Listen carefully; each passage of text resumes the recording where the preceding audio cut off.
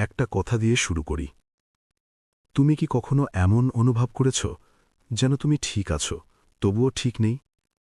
বাইরে থেকে জীবন চলছে, কাজ হচ্ছে, কথা হচ্ছে, হাসিও আসছে, কিন্তু ভেতরে কোথাও একটা নীরব ক্লান্তি জমে আছে। এই ক্লান্তির নাম ডিপ্রেশন না, দুর্বলতাও না। এই ক্লান্তির নাম নিজেকে অনেকদিন না শোনা। বর্তমান সময়ের বাস্তব চিত্রে মানুষ ভাবে আমি হয়তো ভেঙে গেছি, কিন্তু সত্যিটা আলাদা। তুমি ভাঙা নও, তুমি নিজের সাথে ডিসকানেক্ট হয়ে গেছ। ঠিক যেমন একটা ফোন ঠিক আছে, কিন্তু নেট নেই। সব আছে, কিন্তু সংযোগ নেই। একটা বিখ্যাত বই আছে, man search for meaning, Victor Frankl. এই বইতে তিনি বলেন, মানুষ সবচেয়ে বেশি কষ্ট পায় যখন তার জীবনের মানে হারিয়ে যায়। মানে হারানো মানে সব হারানো না, মানে হারানো মানে নিজের ভেতরের কণ্ঠটা শোনা বন্ধ হয়ে যাওয়া। আমরা কেন নিজের কথা শুনি না? কারণ ছোটবেলা থেকে আমাদের শেখানো হয়েছে, বেশি ভাবিস না, বেশি অনুভব করিস না, অ্যাডজাস্ট কর। ধীরে ধীরে আমরা নিজের অনুভূতিকে ঝামেলা ভাবতে শিখি, আর তখনই শুরু হয় ভেতরের বিচ্ছিন্নতা। স্ট্রং দেখাতে গিয়ে মানুষ নীরব হয়। বর্তমান সমাজে স্ট্রং মানে কি? কাঁদবে না, অভিযোগ করবে না, নিজের কথা বলবে না। এই স্ট্রং হওয়ার চেষ্টাতেই মানুষ সবচেয়ে বেশি একা হয়। এটা স্ট্রেংথ না, এটা সার্ভাইভাল মোড। কার্ল জাং একবার বলেছিলেন, যা আমরা ভেতরে চাপা দিই তা পরে আমাদের জীবনকে নিয়ন্ত্রণ করে। তুমি যা এড়িয়ে যাচ্ছ সেটাই নীরবে তোমাকে চালাচ্ছে। এই কথাটা মনে রেখো, নিজের কথা শোনা বিলাসিতা না, ক্লান্ত হওয়া ব্যর্থতা না, সাহায্য চাওয়া দুর্বলতা না। তুমি যদি থেমে নিজের দিকে তাকাও, তুমি পিছিয়ে যাচ্ছ না, তুমি ফিরছ। একটু থামো, নিজেকে জিজ্ঞেস করো, শেষ কবে আমি নিজের অনুভূতিটাকে ভুল বলিনি? উত্তরটা মনে মনে রাখো। এই ভিডিওতে আমরা আর লড়াই শেখাব না, আমরা শিখব নিজের কথা শোনা, নিজের সাথে থাকা, আর নীরবে শক্ত হওয়া। তুমি কেন সব বুঝেও বদলাতে পারছ না? একটা কথা বলো তো, তুমি কি কখনো এমন অনুভব করেছ যে আমি সব বুঝি তবু বদলাতে পারি না? বই পড়েছ, ভিডিও দেখেছ, অনেক কিছু জানো, তবু জীবন যেন একই জায়গায় দাঁড়িয়ে আছে। আজ আমরা জ্ঞান বাড়াতে আসিনি, আজ আমরা বুঝতে এসেছি যে বুঝে যাওয়ার পরেও কেন জীবন বদলায় না। জ্ঞান আর পরিবর্তন এক জিনিস নয়। বর্তমান সময়ের বাস্তব চিত্রে দেখো, একজন মানুষ জানে মোবাইল বেশি চালালে ক্ষতি, তবু রাত 2টা পর্যন্ত স্ক্রল করে। জানে ভুল সম্পর্কে আছে, তবু ছাড়তে পারে না। জানে নিজেকে সম্মান করা দরকার, তবু সবার জন্য নিজেকে ভেঙে ফেলে। কেন? কারণ জ্ঞান মস্তিষ্কে থাকে, অভ্যাস থাকে মনে, আর মন বদলাতে সময় লাগে। ভেতরের ভয় সবচেয়ে নীরব শাসক। বিখ্যাত বই ম্যান সার্চ ফর মিনিং লিখেছিলেন ভিক্টর ফ্র্যাঙ্কল। তিনি বলেছিলেন, মানুষ সবচেয়ে বেশি ভয় পায় কষ্টকে নয়, মানুষ ভয় পায় বদলে যাওয়ার পর কি হবে সেটা নিয়ে। আমরা অনেক সময় পুরনো কষ্টে থাকি, কারণ সেটা পরিচিত। নতুন জীবন অচেনা, আর অচেনা জিনিস মনকে ভয় দেখায়। তাই মন বলে, যেমন চলছে চলুক। এটাই কমফর্ট ট্র্যাপ। তুমি আসলে বদলাতে ভয় পাও না, তুমি একা হতে ভয় পাও। একটু গভীর কথা বলি, অনেক সময় তুমি বদলাও না, কারণ বদলালে সবাই আর তোমাকে আগের মতো পছন্দ নাও করতে পারে। বদলালে তুমি আর সবার মতো থাকবে না। বদলালে তুমি একা হয়ে যেতে পারো। এই ভয়টা খুব চুপচাপ, কিন্তু খুব শক্তিশালী। কোয়ান্টাম দৃষ্টিতে মন সবসময় পরিচিত অবস্থাকেই সেফ ভাবে, চাই সে কষ্টই হোক। এই কথাটা নিজের ভেতরে রাখো। তুমি অলস নও, তুমি দুর্বল নও, তুমি নষ্ট হয়ে যাওনি। তুমি শুধু এখনও নিজেকে নিরাপদ মনে করছ না। যেদিন মন বিশ্বাস করবে, আমি বদলালেও আমি ঠিক থাকব, সেই দিন থেকেই পরিবর্তন শুরু। একটা বাচ্চা হাঁটতে শেখে কিভাবে? সে পড়ে, আবার উঠে দাঁড়ায়। কিন্তু সে কখনো ভাবে না আমি পারব না, কারণ তার মনে ভয় ঢোকানো হয়নি। আমাদের মনে ভয় ঢোকানো হয়েছে, এটা করলে লোকে কি বলবে, তুমি এমন মানুষ নও, তুমি বেশি ভাবছ। এই ভয়ই তোমাকে আটকে রেখেছে। এই মুহূর্তে নিজেকে প্রশ্ন করো, আমি কি বদলাতে চাই, কিন্তু কাকে হারানোর ভয় পাচ্ছি? শুধু ভাবো, উত্তর দিও না। আজ আমরা বুঝলাম সমস্যা জ্ঞান না, সমস্যা সাহসও না। সমস্যা হল ভেতরের সেই ভয়, যে ভয় বলে বদলালে তুমি একা হয়ে যাবে। এবার আমরা কথা বলবো কেন মানুষ নিজেকেই দোষ দেয় আর কিভাবে গিল্ট আমাদের নীরবে নিয়ন্ত্রণ করে।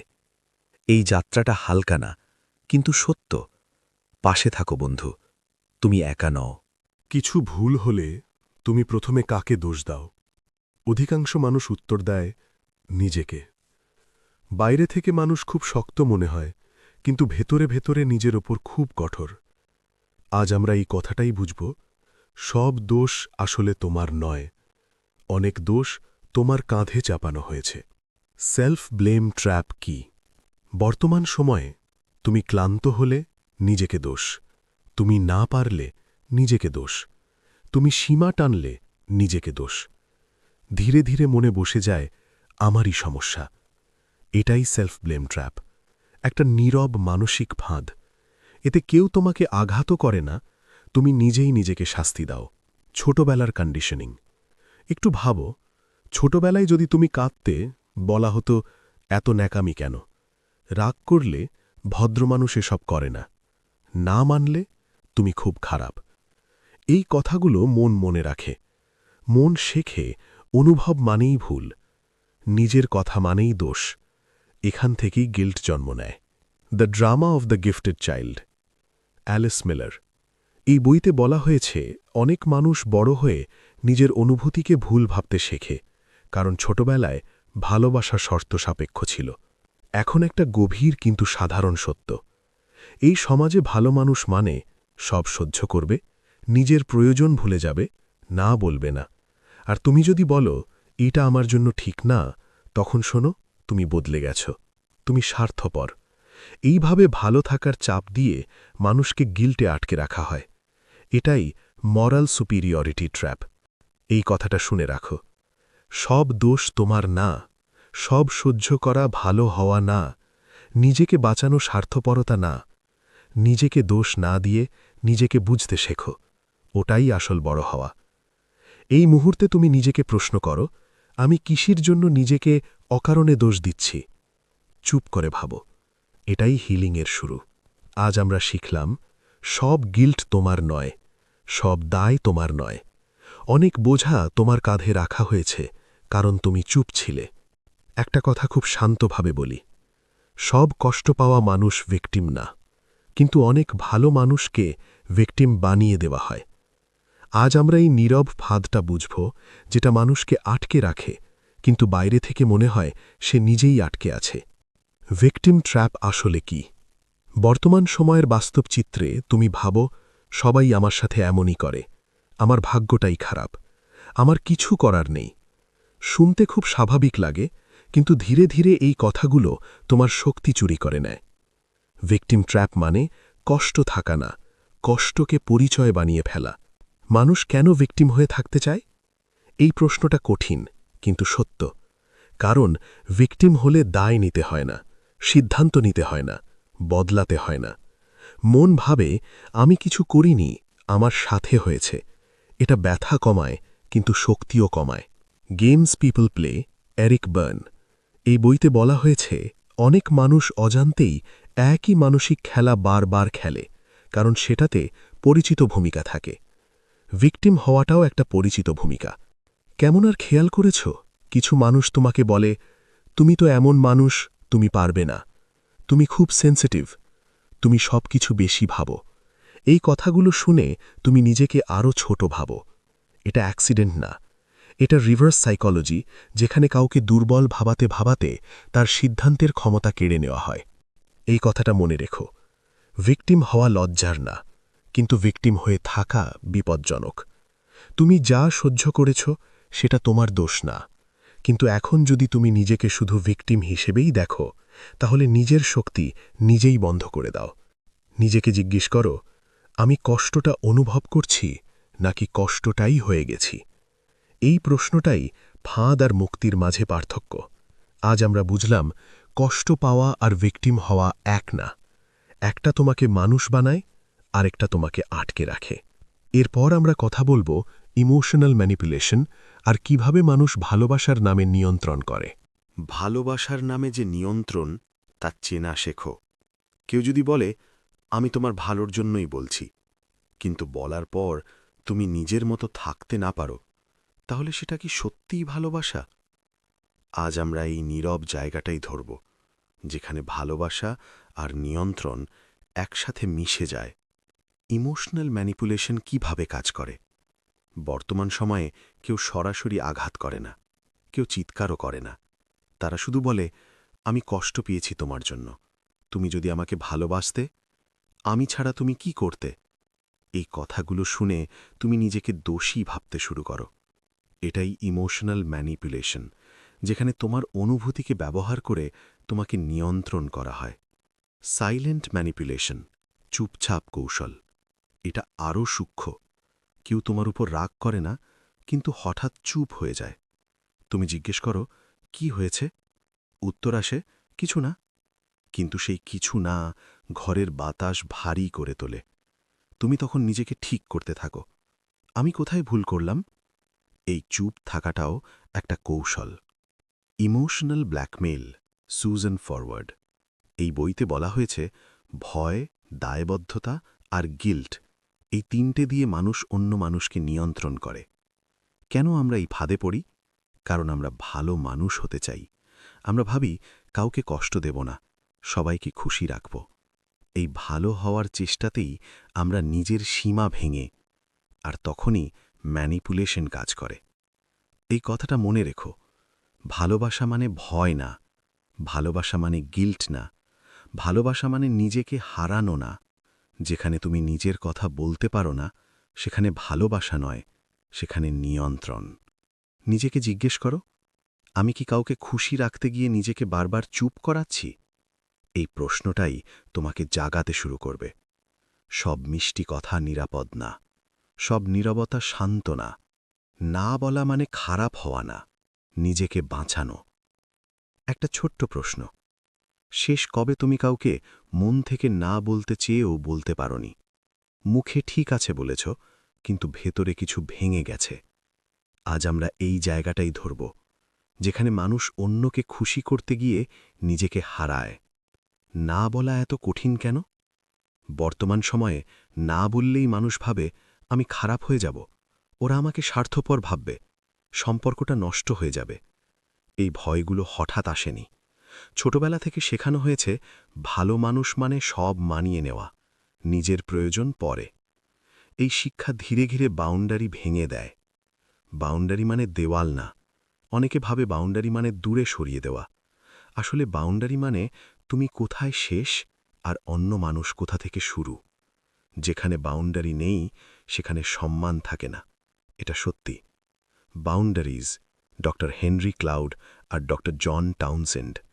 এই বইতে খুব সহজ করে বলা হয়েছে যে মানুষ নিজের সীমা জানে, সে সম্পর্ক নষ্ট করে না, সে সম্পর্ককে পরিষ্কার করে। তুমি যখন না বলো, মনের ভেতরে একটা কণ্ঠ বলে, তুমি খুব খারাপ, ও কষ্ট পাবে, তুমি আগের মতো নেই। এই গিল্ট আসলে সত্য না, এই গিল্ট তৈরি করা হয়েছে। কারণ যে মানুষ তোমার সীমা মানতে চায় না, সে তোমার নীরবতা চায়। এই কথাটা নিজের জন্য রেখে দাও। না বলা মানে কাউকে আঘাত না, না বলা মানে নিজেকে সম্মান করা। যে সম্পর্ক না সহ্য করতে পারে না, সে সম্পর্ক নিরাপদ না। তুমি বদলাওনি, তুমি জেগে উঠছ। এই মুহূর্তে নিজেকে জিজ্ঞেস করো, আমি কার কাছে সবচেয়ে বেশি না বলতে ভয় পাই? উত্তরটা বুঝলেই অনেক কিছু পরিষ্কার হবে।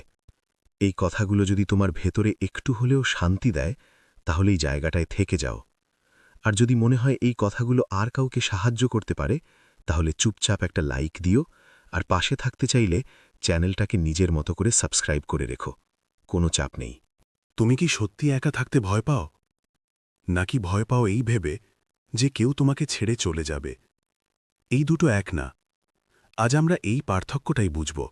ফিয়ার অফ অ্যাব্যান্ডনমেন্ট কি। বর্তমান সময় তুমি নিজের কষ্ট বলো না, কারণ ভয় আমি বেশি হলে ওরা চলে যাবে। তুমি না বলো না, কারণ ভয় আমি দরকারি না হয়ে যাব। এই ভয়টা খুব চুপচাপ, কিন্তু খুব গভীর। এটাই ফিয়ার অফ অ্যাব্যান্ডনমেন্ট, ফেরে দেওয়া হওয়ার ভয়। এই ভয় কোথা থেকে আসে? এই ভয় বেশিরভাগ সময় জন্ম নেয় ছোটবেলায় অবহেলা থেকে, কন্ডিশনাল ভালোবাসা থেকে, ভালো হলে তবেই গ্রহণযোগ্য এই শেখানো থেকে।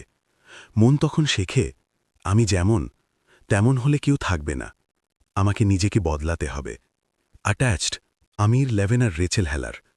এই বইতে বলা হয়েছে, যাদের ভেতরে অ্যাব্যান্ডনমেন্ট ফিয়ার থাকে তারা সম্পর্ককে আঁকড়ে ধরে রাখে, কারণ ছাড়ার ভয়টা খুব পুরনো। Loneliness versus emotional independence. এখন একটা গুরুত্বপূর্ণ পার্থক্য। লোনলিনেস মানে নিজেকে হারানো, ইমোশনাল ইন্ডিপেন্ডেন্স মানে নিজের সাথে থাকতে পারা।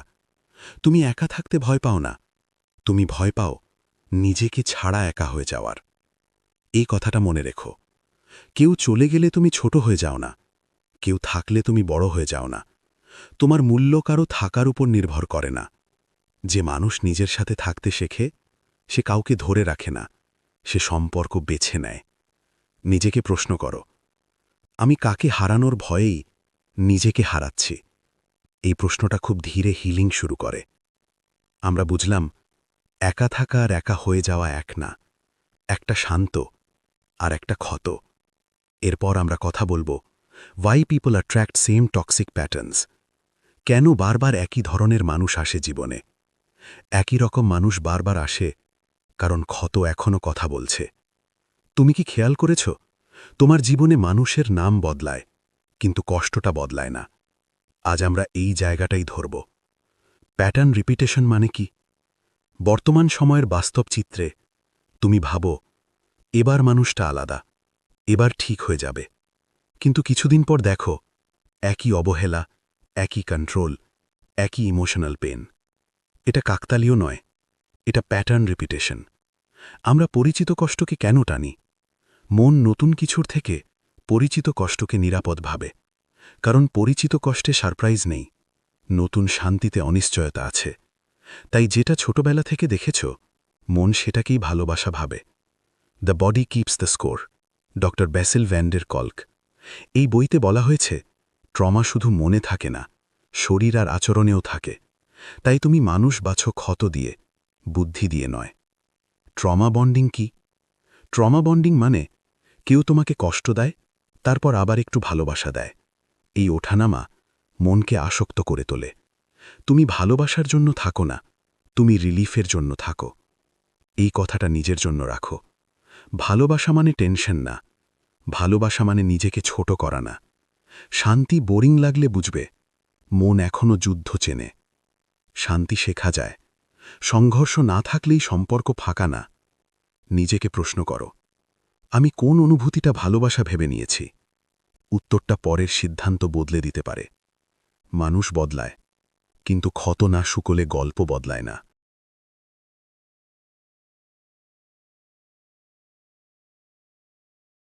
তুমি কি খেয়াল করেছ, যখন তুমি একটু শান্ত হতে শুরু করো তখনই হঠাৎ সব এলোমেলো হয়ে যায়? এটা কাকতালীয় নয়। হিলিং শুরু হলে মন ভয় পায়।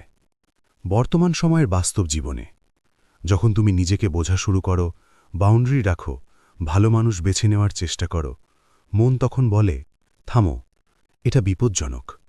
কারণ হিলিং মানে পুরনো পরিচয়টা ভেঙে যাওয়া। সেলফ স্যাবোটাজ কি? সেলফ স্যাবোটাজ মানে নিজের অজান্তেই নিজের ভালোটা নষ্ট করা। যেমন অকারণে ঝগড়া করা, পুরনো মানুষকে মেসেজ করা, নিজের উন্নতিকে হালকা করে দেখা। মন ভাবে চেনা কষ্ট নিরাপদ, নতুন শান্তি অনিশ্চিত। Healing the shame that binds you, John Bradshaw. এই বইতে বলা হয়েছে, অনেক সময় আমরা কষ্টকে নিজের পরিচয়ের অংশ বানিয়ে ফেলি। তাই কষ্ট ছাড়তে গেলে নিজেকে হারানোর ভয় হয়। কেন পুরনো মানুষ ফিরে আসে? হিলিং শুরু করলে তোমার এনার্জি বদলায়। যারা আগে তোমার দুর্বলতায় অভ্যস্ত ছিল তারাই বদল টের পায়। তারা ফেরে, সবসময় ভালোবাসা নিয়ে না, কখনো ক্ষমতা ফেরত নিতে। এই কথাটা মনে রেখো। রিল্যাপস মানে ব্যর্থতা না, পিছনে তাকানো মানে পিছিয়ে যাওয়া না, বুঝতে পারাটাই উন্নতি। হিলিং সোজা লাইন না, এটা স্পাইরাল। তুমি আগের জায়গায় ফিরছ না, তুমি আগের জায়গাটা নতুন চোখে দেখছ। নিজেকে প্রশ্ন করো, আমি ভালো হতে শুরু করলেই কোন কাজটা করে ফেলি যেটা পরে আফসোস দেই? এই সচেতনতা তোমাকে বাঁচাতে পারে। আজ আমরা বুঝলাম হিলিং ভয় দেখায়, কারণ এটা পরিচিত কষ্ট ভাঙে। পরের অংশে আমরা কথা বলবো হিলিংয়ের পর সম্পর্ক কেমন হয়, আর কেন সব সম্পর্ক টিকে থাকার জন্য না।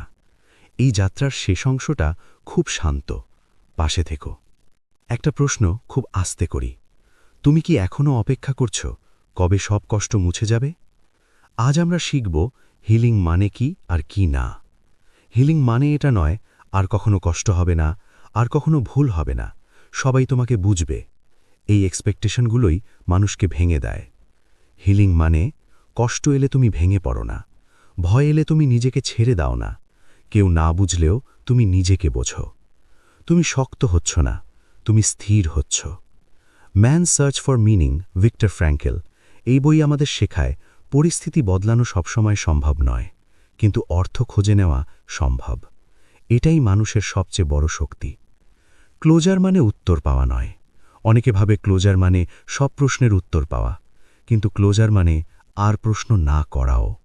সব গল্প শেষ হয় না, কিছু গল্প থেমে যায়, আর থেমে যাওয়াটাই অনেক সময় মুক্তি। এই কথাগুলো নিজের জন্য রেখে দাও। তুমি আর আগের মতো নও, তুমি ভাঙা নও, তুমি পথ হারাওনি। তুমি এখন এমন এক মানুষ যে নিজের পাশে দাঁড়াতে জানে। এই মুহূর্তে নিজের কাছে বলো, আমি আমার যথাসাধ্য করেছি। এই লাইনটা অনেক ভার নামিয়ে দেয়। যদি এই যাত্রার কোনো অংশ তোমার ভেতরে একটু আলো জ্বালিয়ে থাকে, তাহলে একটা লাইক দিও। আর যদি মনে হয় এই ধরনের কথা তোমার একার জন্য নয়, তাহলে পাশে থাকতে চাইলে সাবস্ক্রাইব করে রেখো প্লিজ। কোনো তাড়া নেই, কোনো চাপ নেই, শুধু মানুষে মানুষে সংযোগ। একটা নীরব পরিবর্তন খেয়াল করে দেখবে, আগে তুমি নিজেকে বোঝাতে চাইতে, ন্যায্য প্রমাণ করতে, ব্যাখ্যা দিতে, আর এখন অনেক কথার উত্তর তুমি চুপচাপ রেখে দাও। এই চুপ করাটা দুর্বলতা না, এটাই পরিণত হওয়া। এক্সপ্লেন করার নেশা কেন কমে যায়? যখন তুমি নিজেকে চিনতে শুরু করো, তখন আর বারবার প্রমাণের দরকার পড়ে না। কারণ যে বোঝার মতো সে অল্পেই বোঝে, যে বোঝার নয় তাকে হাজার কথাও বদলায় না। তুমি তখন শান্তি বেছে নাও, যুক্তি না। সাইলেন্স মানে পালানো না। অনেকে ভাবে চুপ থাকা মানে হার মেনে নেওয়া। আসলে সাইলেন্স মানে নিজের শক্তি নষ্ট না করা, অপ্রয়োজনীয় যুদ্ধে না যাওয়া। সব যুদ্ধ জেতা যায় না, কিন্তু সব যুদ্ধ লড়াও দরকার নেই। The courage to be disliked, Ichiro Kishimi আর ফুমিতাকে কোগা এই বইটা খুব সুন্দর করে বলে, সবাইকে খুশি করতে গেলে নিজের জীবনটা আর নিজের থাকে না। ইনার ভ্যালিডেশন শুরু হয় কিভাবে খেয়াল করে দেখবে। আগে কেউ প্রশংসা করলে ভালো লাগত, কেউ অবহেলা করলে ভেঙে পড়তে। এখন ধীরে ধীরে নিজের চোখে ঠিক থাকলেই যথেষ্ট। বাইরের শব্দ কম গুরুত্ব পায়। এটাই ইনার ভ্যালিডেশন, এটাই ভিতরের শক্তি। এই কথাটা মনে রেখো, তুমি চুপ মানে তুমি ফাঁকা না, তুমি একা মানে তুমি হারানো না, তুমি বদলেছ মানে তুমি খারাপ হওনি, তুমি শুধু নিজের জায়গাটা চিনে নিয়েছ। নিজেকে প্রশ্ন করো, আমি এখন কোন কথাগুলোর উত্তর আর দিতে চাই না? ওখানেই তোমার সীমা তৈরি হচ্ছে।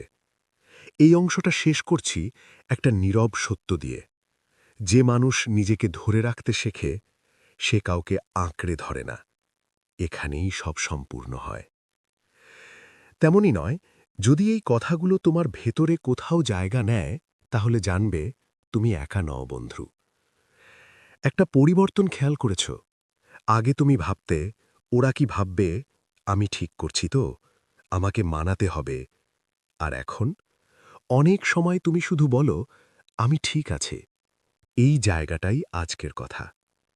ইমপ্রেস করার চাপ কোথা থেকে আসে? বর্তমান জীবনে আমাদের শেখানো হয়েছে মূল্য মানে পারফরম্যান্স, ভালোবাসা মানে প্রমাণ। গ্রহণযোগ্য হতে হলে কিছু হতে হবে। এই চাপেই মানুষ নিজের স্বাভাবিক রূপটা হারায়। তুমি যখন সবসময় অভিনয় করো, তখন কেউ তোমাকে দেখে না, শুধু তোমার মাস্ক দেখে। রিয়েল ফ্রিডম কখন আসে? রিয়েল ফ্রিডম আসে যখন তুমি নিজের দুঃখ লোকাও না, যখন তুমি নিজের সুখ ব্যাখ্যা করো না, যখন তুমি আর জাস্টিফাই করতে ক্লান্ত। তুমি আর ভালো মানুষ হওয়ার চেষ্টা করছো না, তুমি সত্য মানুষ হয়ে যাচ্ছ। দ্য গিফটস অফ ইমপারফেকশন, ব্রেনে ব্রাউন। এই বইটা খুব নরমভাবে বলে, তোমার অসম্পূর্ণতাই তোমার সবচেয়ে মানবিক শক্তি। পারফেক্ট হওয়ার চেষ্টাই সবচেয়ে বড় বোঝা। Acceptance does not mean giving up. অনেকে ভাবে অ্যাকসেপ্টেন্স মানে হাল ছেড়ে দেওয়া। না, অ্যাকসেপ্টেন্স মানে বাস্তবতাকে যুদ্ধ না করা, নিজের শক্তি ঠিক জায়গায় রাখা।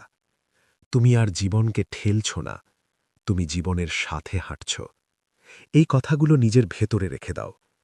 তুমি যথেষ্ট, তুমি দেরি করনি, তুমি ভুল পথে নও, তুমি শুধু নিজের গতিতে চলছ। নিজেকে একবার জিজ্ঞেস করো, আজ আমি কার কাছে নিজেকে প্রমাণ করতে চাই না? এই উত্তরটাই তোমার শান্তির দরজা। এই যাত্রায় আমরা কাউকে বদলাতে আসিনি, আমরা কাউকে জাগাতে এসেছি বন্ধুর মতো। যদি এই কথাগুলো তোমার ভেতরে একটু জায়গা বানায়, তাহলে জানবে তুমি একা নও বন্ধু। কোনো ঘোষণা নেই, কোনো নাটক নেই, শুধু নীরবতা আর স্বস্তি। সব সময় তোমার সাথে আছি, থাকব।